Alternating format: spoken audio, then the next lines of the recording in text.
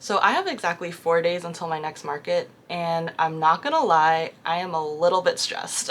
Hey everyone, and welcome back to my channel. If you're new here, my name is Melanie, and I run my own small business called Melagurumi, where I make and sell crochet plushies. Like I said at the beginning of this video, my next market is this Saturday, and I don't have a lot of time left to prepare for it. This particular market is a little bit different than all of the other one-day ones that I've done. It's going to be at the zoo here in Atlanta. I think the technical name of it is Zoo Atlanta, and based on the info provided by the event organizer, I think the zoo gets about 2,000 to 8,000 visitors per day, which is a lot of people, but I really don't know what to expect because it really all just depends on who decides to go to the zoo this Saturday, and then of those people going, if they even decide to go to the vendor space that we're all going to be at. So it'll definitely be a bit busier than all the other one-day markets that I'm used to, but probably not to the extent of the conventions that I did last year. So all that to say, I really don't know what to expect for the day of, but until then, we're just gonna make as many things as we possibly can. Between my last market and traveling for an entire month,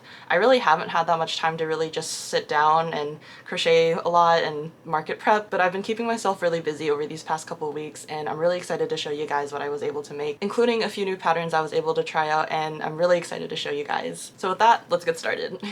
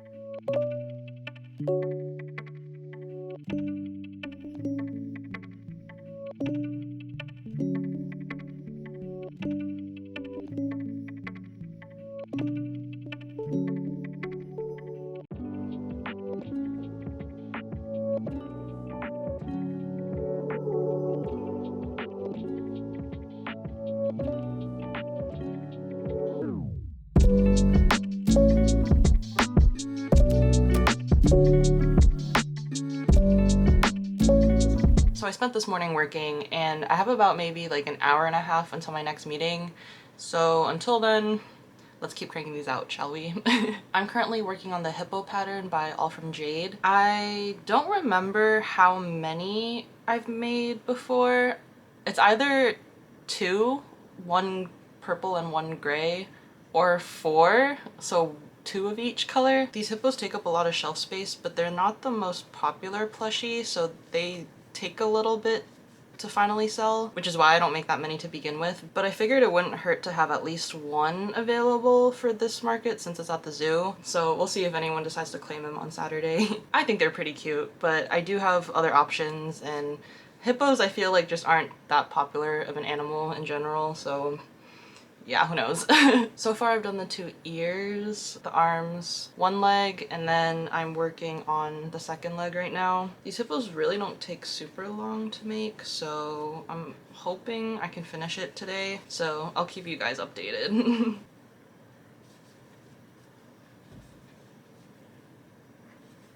I hate crocheting and talking during rounds I have to actually like pay attention to, because then I'm just gonna lose my place and then miss stitches.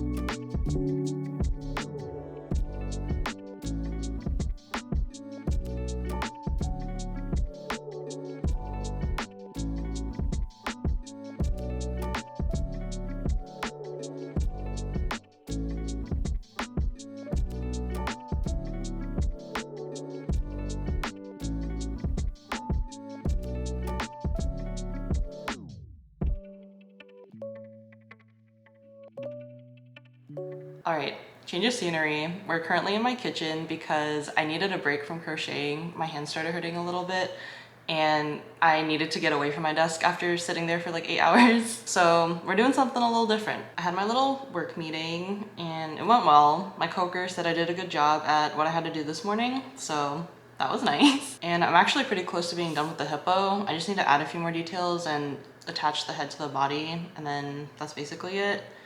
It shouldn't take more than like 30-ish minutes, so that'll be done soon. And then I wanted to do a few other things to prepare for this market. So for in-person events, I offer these really boring brown paper bags to my customers. And I was watching Refined Vibes back in like March or April, and she ended up getting a stamp of her logo to use for her bags for more branding.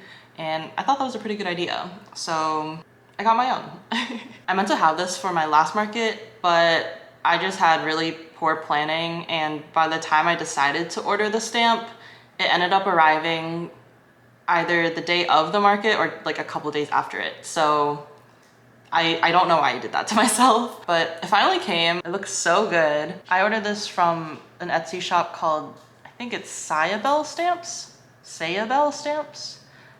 One of those, I think. I ended up ordering a 3x3 with the handle because I thought the handle would be a lot easier to hold it. I don't know. But they were really fast. They sent me my proof like the day after I ordered it, and I was a little bit nervous on how like this really annoying lace heart detail thing was gonna turn out with the name across it, but it looked really good on the proof, so I was pretty impressed and said, yeah, go for it. But yeah, it turned out so nice and I'm really excited to start using it. So let's get stamping. I forgot to mention that they even included a free ink pad, so that was very nice. I'm thinking maybe I should start with the smaller bags first, since the stamp will take up more room, so placement won't be as much of like a problem, I guess. So let's just start. I think we want it right in the center, right? This is what we want. Okay. Let's do it, I guess. I don't remember the last time I stamped something like this. All right. The ink is on. Let's just go for it, I guess. Ooh, not a super good first attempt. I need to apply more pressure in the middle. Let's do that again. Take two. Better. I actually really like it. Wow, that's so cute. It really does give that additional touch of like branding and personality. So I'm a huge fan of this. This was a good investment. Oh my God, am I gonna have to do it on each side? No, I don't want to do it on each side. I don't have to do it on each side, it's fine. This one was rough. All right, not bad, not bad. Will we get one that's like super, super clean? Paying extra for the handle was such a good investment. Dang it. They are not gonna be perfect, but that is a-okay. Keep messing up the middle. What the heck? Huh? Bro, what's better, a plain bag or a bag with a messed up logo? I am applying so much pressure. Please, please look good. What? What the heck is going on? Do I need a stand for this? All right, we're getting somewhere. I guess I do need a stand.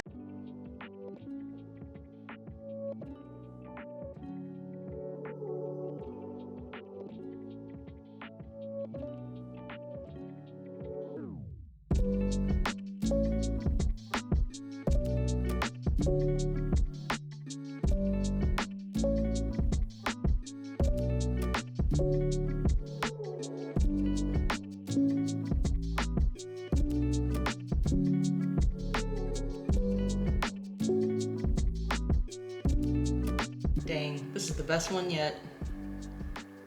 It looks so good. I need to hurry and beat the sun before it goes away. I need to take pictures.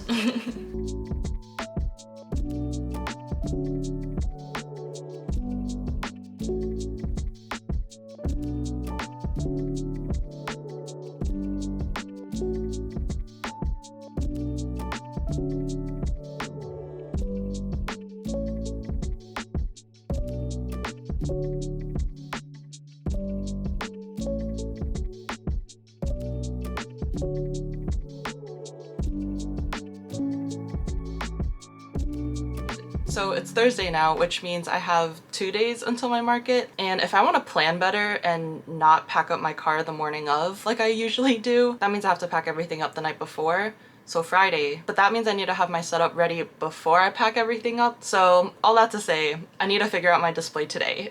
But before we get to that, now is probably a good time to finally show you guys everything that I made over the past couple of weeks, just all piled up over there. Let me grab them real quick. Okay, finally grabbed them all. That was kind of a lot. Pretty good variety this time around. So first up, I've done these no-sew birds by Haru Crochets before. I usually do either the yellow duck or the mallard duck, but I decided to use the pattern and make a white duck. So instead of a yellow body and orange feet and beak, I did white body and yellow feet and beak. I think it's another cute option for the birds since they usually go pretty quickly. They keep falling, but I have 10 of them.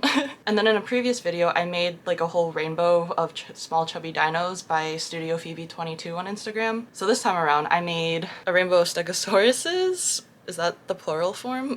Pattern is also by Studio Phoebe 22. These are just so cute and it's just the perfect size. And then to continue with the dino theme, we have this much larger chubby dino. Pattern is also still by Studio Phoebe 22. I've also tried making these in the rainbow. Right now I'm making a pink one. I definitely won't have enough time to make all 5 for Saturday, but that's okay. I think just 2 for the time being is enough. You guys saw these earlier in the video, but I also have these 2 capybaras. I finished making the body parts for them a couple weeks ago, but only decided to sew them all together like just a couple days ago. I don't know why I put off assembly for so long, even though I was making a whole bunch of other things in between, but it is what it is. Again, pattern is by Shine Crafts on Instagram. And then we have two baby sea otters. Aren't these so cute? Pattern is by Loretta's Loops on Instagram. I think I've only ever made two other sea otters last year. They're supposed to come with little accessories in the middle too, like a fish or a star, but I didn't bother adding them, and I think they look pretty cute just on their own. I made yet another giraffe. Pattern is still by the Crochet Chameleon on Instagram. Again, this is like one of my all-time favorite patterns just because of how cute the giraffe turns out, and the size of it with Sweet Snuggles Light from Michaels is such a good size. I had made two for my last market and one of them sold, so I only had one left available, and I figured if this market is at the zoo, I should probably have an extra giraffe just in case. And then we have this cute little alligator. This is by Sweet Creams Co. on Instagram. I've only ever made a couple of these, but it's so cute. I'm hoping he gets some love this weekend. And then I'm sure a lot of you are familiar with the No So Leggy Frog pattern by Not Jaded Co. But did you know she also has the sock monkey pattern? These are just so cute. Like, look at them. You can see that I did the faces for the both of them a little bit differently. I think there's like one more or less stitch in between the eyes comparing the two faces. And then for the mouth part, for this one, I sewed the mouth part to the body using both stitches. For this one, I only sewed through the back loops. It actually makes a lot of difference. I found that sewing the details with the back loops only compared to both loops makes it look a lot cleaner. That's just me though, I don't know. So pro tip, the way you assemble makes a lot of difference. Moving on, we have these two adorable teddy bears. This pattern is by Y Crochets on Instagram. It's a free pattern, very low sew. I used to make a few of these bears early last year, but I didn't really like how they turned out. And then I haven't really used this pattern since last year, but I needed to make a few more smaller, lower dollar items. So I decided to revisit this pattern and changed up the facial expression from what I usually used to do. And I will say, it looks a lot cuter than it used to. So right now I have two of these bears, one in dark brown and one in light brown, and I'll definitely make a ton more in the future, but for now, I think these two will suffice for Saturday. And then you guys saw me talk about this hippo yesterday, so here's the finished hippo from All From Jade. I remember that using Sweet Snuggles Light makes it pretty big, but I didn't remember it being this big. And then I wanted to find some new patterns to try out because I'm getting a little tired of my current collection, and it's always nice to try out new patterns and make new things. So all these next plushies are brand new to me. So first we have this flamingo. Isn't it so cute? I really like the dangly legs. The head shaping of it is a little off to me, but I think it's just how I stuffed it. But overall, I think it's pretty cute. And then this next one, I was so happy after I finished it. Look how cute it is. Oh my god. As soon as I finished assembling him, my jaw like dropped. This pattern has got to be one of my new favorites. I was originally planning to make the hairs all around the body as well, but after I assembled him and saw him like this, I thought he was pretty perfect as is. So maybe in the future I'll make another one with the body hair as well, but I can't get over this. I really hope someone snatches him up, but I would not be sad if he decides to stay home with me. Both the flamingo and the Highland cow are newer patterns by Crochet Grove on Instagram. Her patterns are always so great, so definitely check them out. Did you guys know that the Atlanta Zoo has pandas? I didn't know that, but after I found out, I was like, well, I have to make a panda now, right? So I looked at a few patterns and this is the one I settled on. Isn't it so cute? This pattern is by Chirka Toys on Instagram, and the only things I had to sew on were the head and the tail part. Everything else, like the ears, arms, and legs, are crocheted on, so there really isn't that much sewing involved. And then with the face shaping, you have the cutest panda ever. So I made this one with Chenille Baby from Ice Yarns, but after I finished it, it seemed a little bit smaller than what I wanted, so I decided to use Sweet Snuggles Light for this next one, and that was such a good idea. Look at our little sloth friend. Isn't he so cute? The claw details are everything. I'm pretty sure the pattern for the body is very similar between the two of them, so you can tell that there's a pretty noticeable size difference, but that's okay. The sloth pattern was also by Chirka Toys. And then my most recent make was from this morning, and I made this cute little no-sew clownfish. I figured we needed another sea animal to kind of balance out all of the land animals that we have available, but this is a free pattern by Crochet Collectibles directly on their Instagram page, and it was really easy to make. Took me maybe a little over a full hour to finish, and yeah, cute addition to the collection. So that was everything I made over the past like 2.5 weeks or so. I definitely did quite a bit over these past couple weeks. But I'm super excited, especially for all the newer plushies I made, because it's nice to update the inventory selection once in a while, and putting out new products really does make a difference. So I'm excited to see how it all goes on Saturday. But yeah, I'm gonna keep working for a few more hours, and then we can finally start practicing the setup later. I'm not expecting to do anything too crazy. It really is just figuring out where everything's gonna be placed. So we'll figure all that out in a little bit. Okay, so this is everything I'm bringing for Saturday. Honestly, seeing it all laid out like this, it doesn't seem like a lot. I feel like I fill up the entire couch most of the time, but I mean, I do have a lot of duplicates of a lot of this stuff, so we'll see how much I can get done between today and tomorrow. I took inventory, calculated everything, and it's honestly not too bad. Like, I would be pretty impressed if I managed to sell mostly everything. So honestly, I feel like I have a decent amount. I'm not gonna stress that much about it, but now it's time to practice the setup. So let's put everything on the table. Okay, so I think this is what we're going with.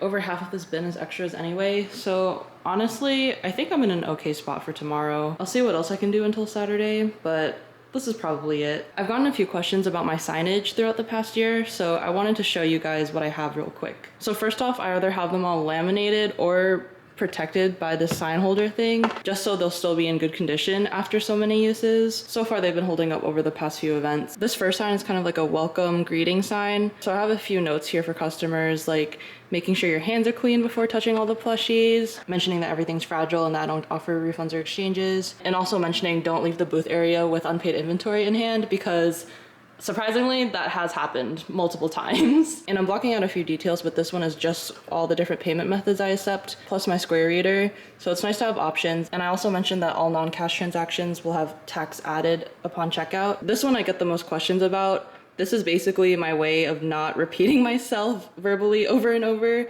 about why I price my items the way I do. And everyone prices their products differently, but I just give a quick little blurb on what I take into account and why my prices are the way they are. So this sign is especially super helpful for myself, so I don't have to like keep repeating the same thing over and over again, but also to give my customers a lot more context without them directly asking me. So hopefully this just makes things a lot more easier for everybody. And then this last one is a newer addition. I'll usually put this up somewhere with my business cards right underneath it, so people are aware that I can do custom orders and how they can contact me. So yeah, while these aren't necessary for my display, I think they help a lot and bring a lot more cohesion to my booth in general. I personally think it makes it a little bit more professional, and they really do help with giving a lot more explanation and context to customers. So if any of you are interested in these two signs specifically, the welcome helpful reminders sign and the how I price my items sign, I'll have my Canva links in the description below so you can get your own copy. You can directly copy them word for word if you really want to. I would probably suggest changing, you know, my business name, but it definitely took a little bit to figure out how exactly to word everything properly and like well. I feel like there's still a couple things about the wording that I could change, but overall, this gets the job done. So if you're interested, feel free to use my templates word for word or change them up to however you see fit.